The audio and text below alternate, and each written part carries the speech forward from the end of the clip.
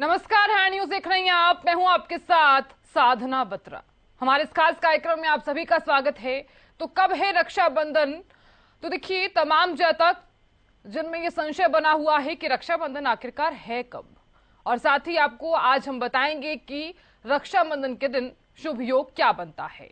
तो हमारे साथ खास मेहमान पंडित आचार्य धनंजय नाथ तिवारी जुड़ गए हैं। पंडित जी, बहुत स्वागत आपका। धन्यवाद। नमस्कार। नमस्कार पंडित जी।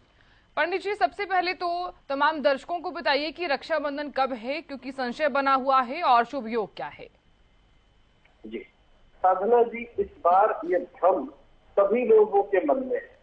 अक्सर ऐसा होता है जब भी हम लोग सनातन धर्म से जुड़े किसी व्रत या त्योहार या अनुष्ठान की बात करते हैं और पंचांग की जब भी हम सहायता लेते हैं, कई बार हम लोगों ने अपने अनुभव में देखा है, नवरात्रि में विशेष करके कई जातक के प्रश्न करते हैं, आचार्य जी इस बार पंचमी 2 पड़ रही है, इस बार सप्तमी है ही नहीं, नौमी तिथि का लोप है। इस प्रकार से भ्रम होता है। पंचांग की जो अपनी व्यवस्था है और अंग्रेजी तिथि की अपनी व्यवस्था है। 30 अगस्त और 31 अगस्त को लेकर के ये भ्रम इस बार बना हुआ है और कई जातक संशय है। एक और बात इसमें जोड़ता हूं मैं साधना जी, एक तो भद्रा को लेकर के सभी लोग डरे हुए हैं कि इस बार भद्रा लगी हुई है और वो सटीक किस समय से किस समय तक है। सबसे पहले आप सभी दर्शकों को मैं बता दूं, केवल भद्रा नहीं है, इस बार एक और योग बना हुआ है और वो कहलाता है पंचक। पंचक योग भी बड़ा अशुभ माना जाता है। ये भी योग इस बार रक्षाबंधन पर है। अब रक्षाबंधन हमारा इतना प्रमुख त्योहार है, आदिकाल से मनाया जा रहा है, और ऐसे भ्रम में, ऐसे संशय में कैसे हम लोग इस त्योहार को मनाएंगे। आप सभी दर्शकों को मैं बिल्कुल स्पष्ट कर देना चाहता हूं, इस बार 30 अगस्त को इस त्योहार को मनाना है।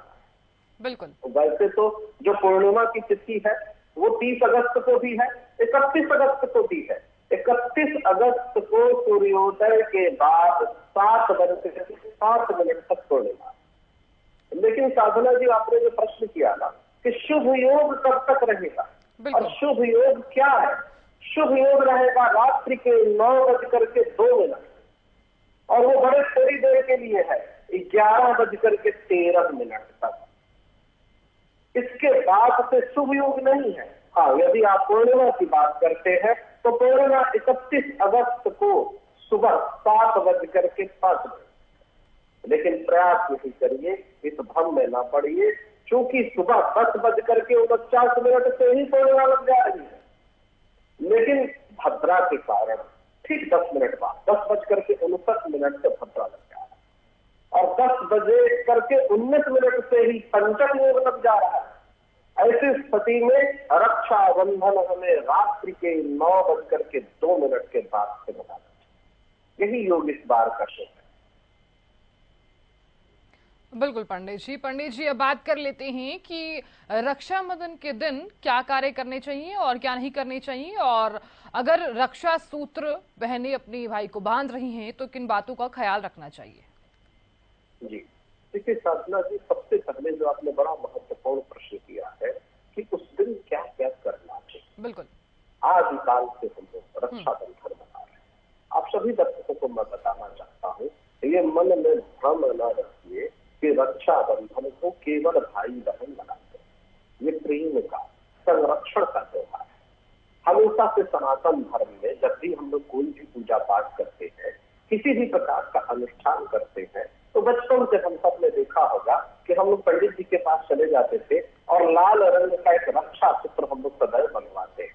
जो पुरुष जातक होते हैं दाहिने हाथ में बनवाते हैं और जो महिला जातक होती है बाएं हाथ में बनवाते हैं। वही रक्षा सूत्र है, आदिकाल से है।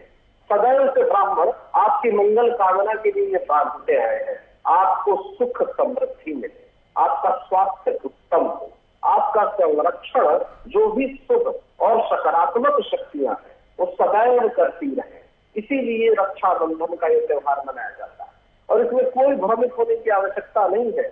श्रावण मास की पूर्णिमा की तिथि को यह त्योहार मना। इस बार क्योंकि अधिक मास था तो सावन भी करीब करीब 59 दिन का हो गया और पूर्णिमा 2 दिन पड़ गई, तो इसलिए जातकों में यह भाव हो गया, आपको भयभीत नहीं होना है। और इस दिन बड़ा ही सरलता नियम, बड़ा ही सरलता तरीका है इसका। सुबह उठे, स्नान करें। स्वच्छता सनातन धर्म में सभी अनुष्ठानों के लिए महत्वपूर्ण है। जितने भी त्योहार हैं, सबसे पहला तरीका क्या है मनाने का? स्वच्छता, निर्मलता। दूसरी बात, हृदय का भाव। जब हम भाई बहन की बात करते हैं तो आदिकाल से आप देखिए, महारानी कर्णावती ने हुमायूं के लिए रक्षा सूत्र भेजा था और रक्षा बंधन का ये परिणाम आया कि हुमायूं ने रक्षा करने का प्रण किया। आप प्राचीन काल में देखिए, द्रौपदी और भगवान श्री कृष्ण के लिए रक्षा बंधन का जिक्र होता है। मां महालक्ष्मी ने विष्णु जी के संरक्षण किया। जब विष्णु जी किसी कारण से पाताल में चले गए, जब बलि के वरदान की बात आई, तब रक्षाबंधन का जिक्र आता है। तो मेरे हिसाब से ये आदिकाल से चला आ रहा है और इस प्रक्रिया को मनाने के लिए सिर्फ एक चीज है, आपका चित्त, हृदय, विचार शुद्ध होना चाहिए और संरक्षण की भावना जरूर रखी। बिल्कुल पंडित जी, अब ये भी बताइए कि किस रंग के वस्त्र यहाँ पर बहनों को पहननी चाहिए और भेंट क्या कुछ दे सकते हैं भाई? देखिए, शास्त्र कहता है सीधे सीधे रक्षाबंधन में काले रंग का निषेध करें। इसके अलावा कोई भी रंग इसमें स्वीकृत है। काले रंग का वस्त्र बिल्कुल नहीं चाहिए। काले रंग को ज्योतिष शास्त्र भी राहु से जोड़ता है और काले रंग को अशुभता का कारक माना गया है। काले रंग के वस्त्र को छोड़ करके सबसे शुभ माना गया है लाल रंग, पीला रंग, नारंगी रंग। आप किसी भी रंग का प्रयोग कर सकते हैं। दूसरी बात कि नारियल को बड़ा शुभ माना गया है। श्री फल का जिक्र शास्त्र में आता है। खाली हाथ नहीं रक्षा सूत्र बांधना चाहिए। भाइयों के लिए भी मैं कहूंगा कि जो रक्षा बंधन की प्रक्रिया है, बहनों के संरक्षण का वादा तो आपको करना ही करना है। उसके साथ साथ दक्षिणा देने का विधान है और उसमें साफ साफ उल्लेखित है कि दक्षिणा का अर्थ धन, वस्त्र, उनको तरह तरह के गिफ्ट आप दे सकते हैं और ये खुद करके दें। इसमें ये न सोचे कि क्या ऐसा कहीं लिखा है क्या? बिल्कुल लिखा है। दक्षिणा देने का विधान है। भगिनी को अधिकार है कि अपने भाई से जो चाहे तो मांगे और यही क्रम था साधना जी कि लक्ष्मी जी जो कि पूरी धरती को धन वैभव देती है, ऐश्वर्य देती है, लक्ष्मी जी राजा बलि के पास मांगने गई थी कि मेरे पति को उनका राज्य लौटा दो, क्योंकि विष्णु जी ने प्रेमवश वरदान में तीनों लोक दे दिया और जब दे दिया तो लक्ष्मी जी ने कहा कि अब क्या होगा, ये तो पाताल में ही रहेंगे। लक्ष्मी जी मांगने गई और शास्त्र सवार है कि बहनें उस दिन जो कुछ भी चाहे अपने भाई से मांग सकती हैं और उनको देना ही चाहिए। बिल्कुल पंडित जी, क्योंकि बहनों का त्योहार है और भाई बहन के अटूट प्रेम का प्रतीक है वो रक्षाबंधन। तो अब एक एक करके बात कर लेते हैं कि तमाम राशियों के लिए रक्षाबंधन का त्योहार कैसा रह सकता है। तो सबसे पहले मेष राशि वालों के लिए त्योहार कैसा? देखिए, इस बार मेष राशि के जितने जातक हैं, आपके लिए बहुत ही सुखकारी मंगलकारी योग लगा हुआ है। आपकी राशि के स्वामी मंगल ग्रह है और मंगल ग्रह की जो स्थिति है आपको धन, वैभव, मान, सम्मान देने वाली है। आपको एक बात मैं कहूंगा, इस बार के रक्षाबंधन में आप लाल रंग का प्रयोग करिए। आपके लिए बहुत ही शुभ और मंगलकारी रहेगा। प्रयास करिए कि इस दिन आप लाल रंग का ही वस्त्र धारण करिए और फल का सेवन भी लाल रंग का करिए। जो गिफ्ट दीजिए, जो वस्त्र दीजिए अपनी बहन को, लाल रंग का ही अधिक से अधिक प्रयोग करें। बिल्कुल बिल्कुल पंडित जी, अब वृष राशि वालों के लिए बताइए कि ये त्योहार कैसा रहेगा? वृष राशि के जातक, वृष राशि के स्वामी शुक्र ग्रह है और शुक्र ग्रह लक्ष्मी जी के आधिपत्य में आते हैं। शुक्र की देवी ही मां महालक्ष्मी है और विशेष करके रक्षाबंधन का संबंध सीधे सीधे लक्ष्मी जी से। इस बार जो योग बना हुआ है शुक्र ग्रह का, धन, वैभव, लक्ष्मी का प्रबंधन है। व्यापार के नए नए अवसरों की आपको प्राप्ति होगी। आपको स्त्रियों का सम्मान करना है। विशेष करके अपनी बहन के प्रति आपको बहुत ही चित्त को निर्मल भाव से उसके सम्मान के साथ साथ श्वेत रंग के गिफ्ट दीजिए। स्वयं भी श्वेत रंग का वस्त्र धारण करिए और अपनी बहन के लिए भी वस्त्र आभूषण श्वेत रंग का दीजिए। ये आपके लिए बहुत ही शुभ और मंगलकारी है। बिल्कुल पंडित जी, अब बात कर लेते हैं मिथुन राशि वालों की। मिथुन राशि वालों के लिए कैसा रहेगा ये त्योहार? जी, मिथुन राशि के जातक, मिथुन राशि के स्वामी बुध ग्रह, बुध ग्रह व्यापार का कारकत्व इस बार में करते हैं। इस बार व्यापार में जो जातक है विशेष रूप से उनके लिए फलदायी रहने वाला है। व्यापार के नए नए अवसरों की प्राप्ति होने वाली। आपको मैं कहूंगा कि इस बार रक्षाबंधन में विशेष रूप से हरे रंग का प्रयोग करिए। स्वयं भी हरे रंग के वस्त्र धारण करिए, अपनी बहन से भी, भगिनी से भी कहिए कि हरे रंग का वस्त्र धारण करें और उनको वस्त्र आभूषण जो आप गिफ्ट देंगे उसमें भी अधिक से अधिक हरे रंग का प्रयोग करिए। गणपति को बुध का कारकत्व देवता माना गया है और आपके लिए इस बार सुख समृद्धि का प्रबल योग रहेगा। ऐसी मंगल कामना के साथ इस त्योहार को मनाएं। बिल्कुल पंडित जी। पंडित जी, कर्क राशि वालों के लिए त्योहार कैसा? कर्क राशि के जातक, कर्क राशि के स्वामी चंद्रमा है और चंद्रमा अत्यधिक गतिशील ग्रह माना गया है। चंद्रमा के ज्योतिष शास्त्र कहता है चंद्रमा हृदय का कारक है, भगवान शिव जी के ललाट पर विराजमान। इस बार आपको क्या करना है? सफेद रंग का प्रयोग करना है अधिक से अधिक। स्वयं ही अपनी बहनों को भी कहने की सफेद रंग के वस्त्र धारण करें। आप जो उनको गिफ्ट देंगे उसमें भी अधिक से अधिक सफेद रंग का प्रयोग करेंगे। मिष्ठान में भी, फल फूल में भी सफेद रंगों का प्रयोग करिए। इस बार बहुत ही प्रबल योग है। विशेष रूप से वो जाकर जिनका स्वास्थ्य खराब चल रहा था, आपके स्वास्थ्य में आपको बहुत ही लाभ मिलेगा। बिल्कुल पंडित जी।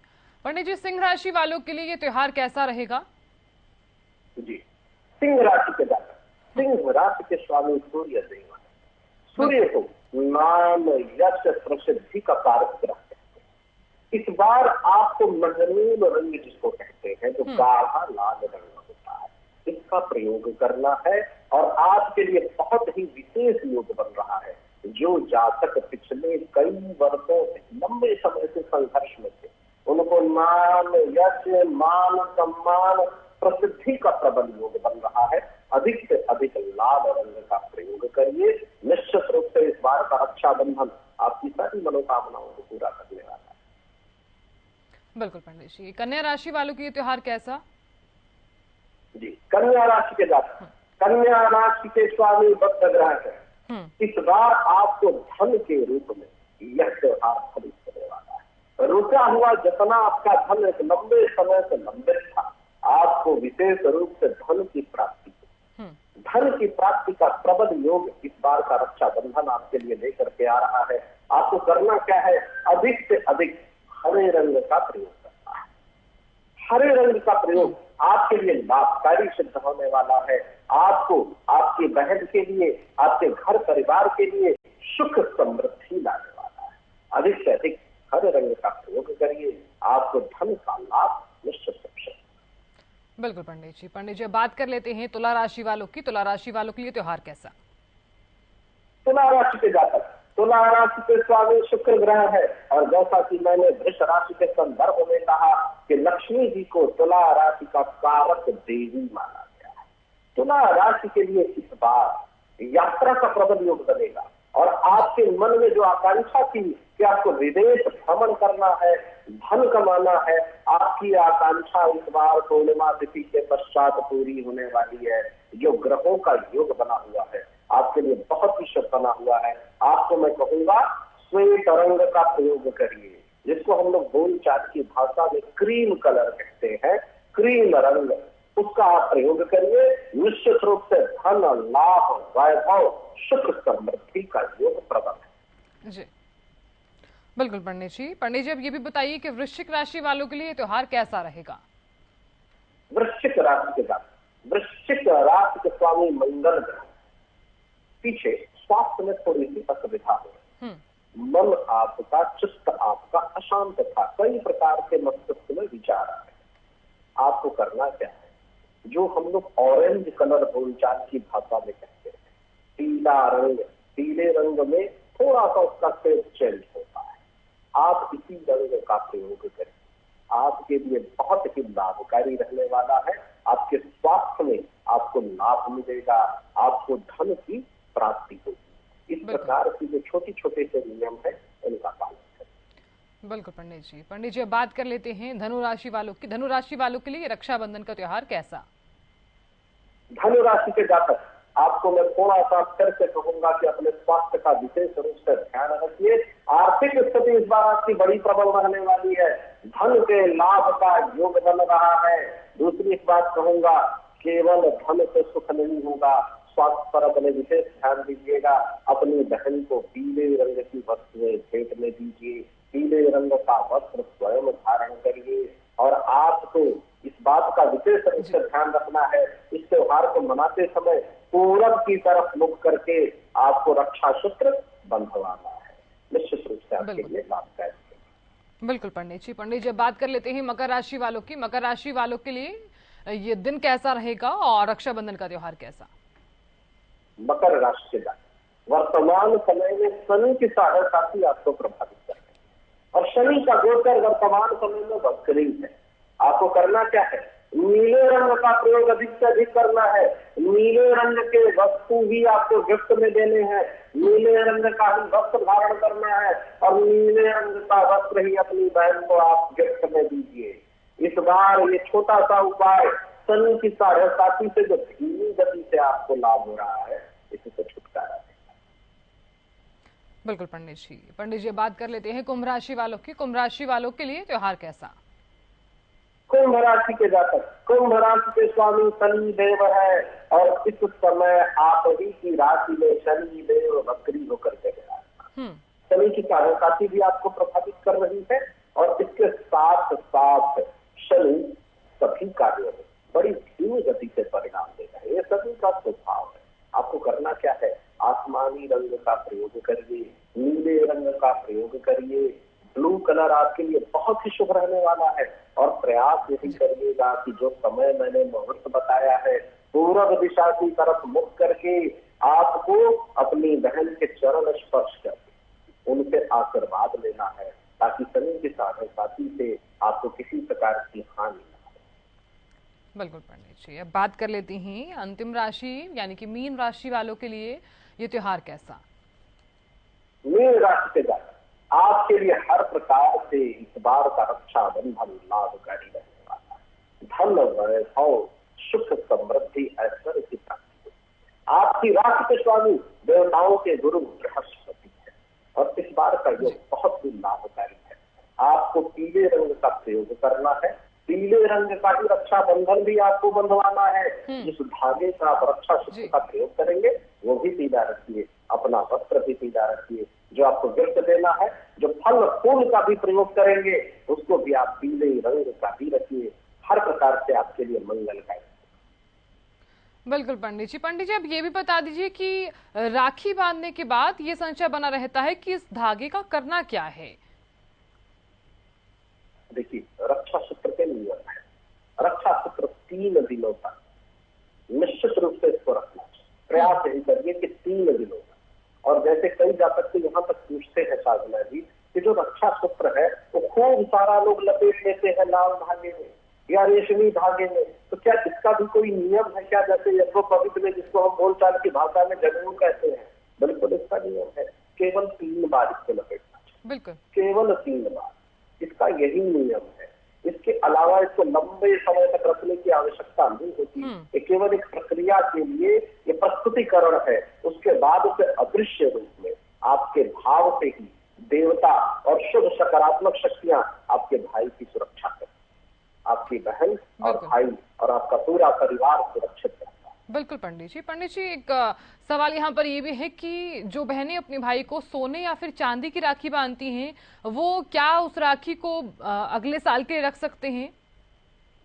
बिल्कुल, उसमें कोई दिक्कत नहीं है। देखिए, धातु को सर्वदा शुभ माना है, धातु में कोई अशुद्धि नहीं होती। आप गंगा जल से उसको धुल करके फिर से उसको आप आवाहित करके बिल्कुल उसको प्रयोग में कर सकते हैं। ये मन में भ्रम न रखिए कि एक बार ने कर दिया अब इसके बाद उसको हम फिर से रख दें, और फिर बिल्कुल कर सकते हैं।